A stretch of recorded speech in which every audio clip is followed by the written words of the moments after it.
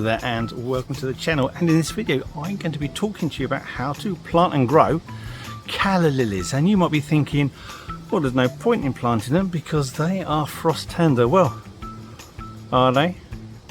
I might have some news for you. I can back it up with proof. Let's go and have a look at some calla lilies because I love them. They are so exotic.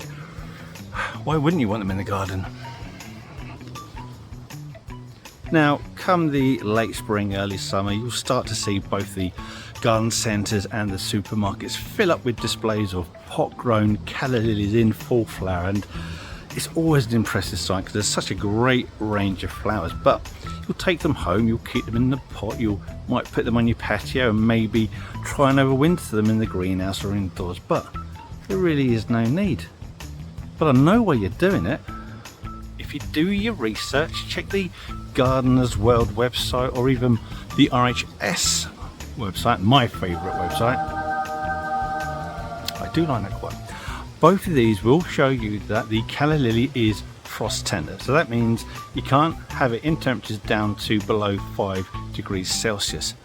But is that really true? Because I've been planting calla lilies in my garden and I've seen calla lilies that have been planted in other people's gardens, and they survive year after year after year. Now, last year temperatures went down to -5 degrees Celsius here on the south coast of England, and we had extremely poor waterlogged conditions that continued for about 8 weeks.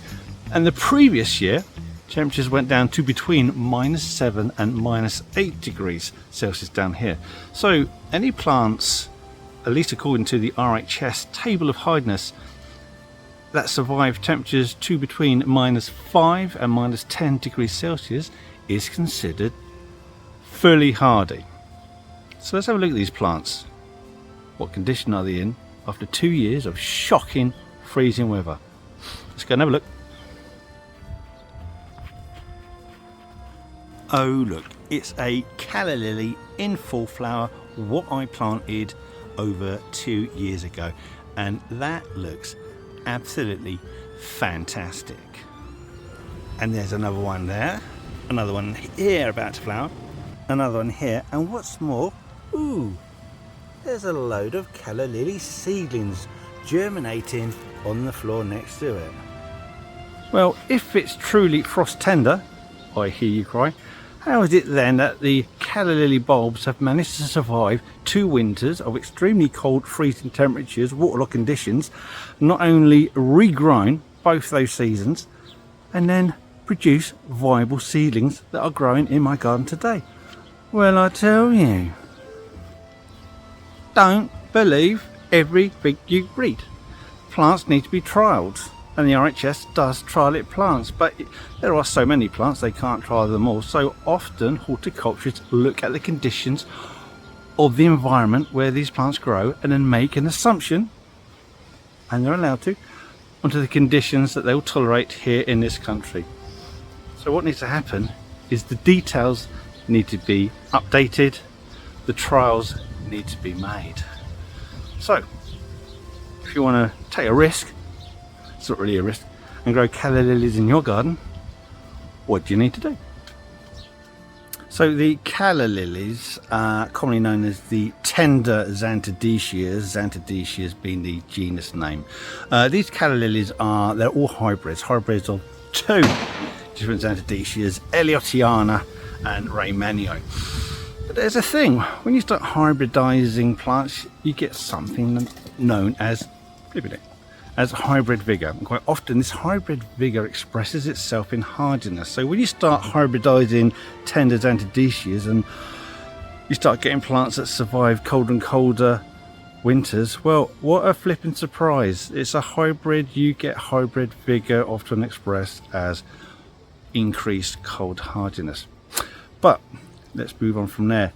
Both these parent plants of the calla lily hybrids tend to come from the swampy regions of Africa. So if you're looking to plant your plants in the garden, then you want to put them in a soil that is going to be reliably moist all year round.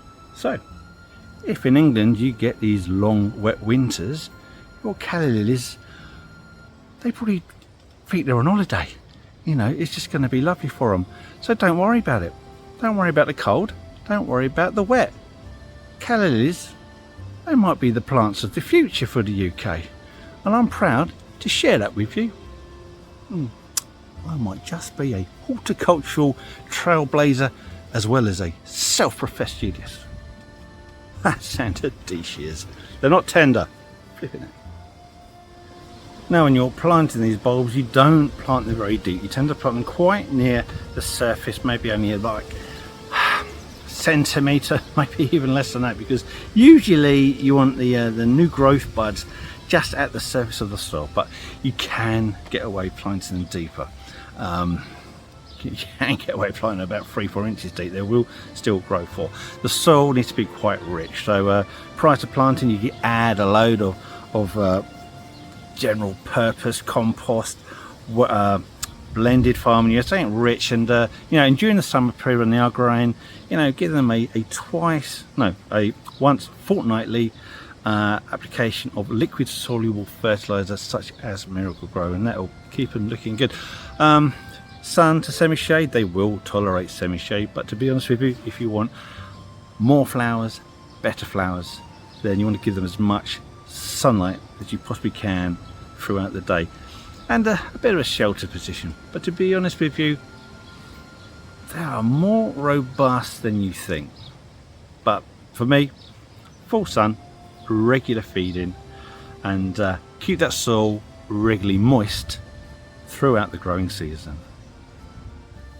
Now regarding ongoing maintenance, if you remove any spent flowers by taking the whole stalk out from the base, that will encourage further flowering as the year progresses.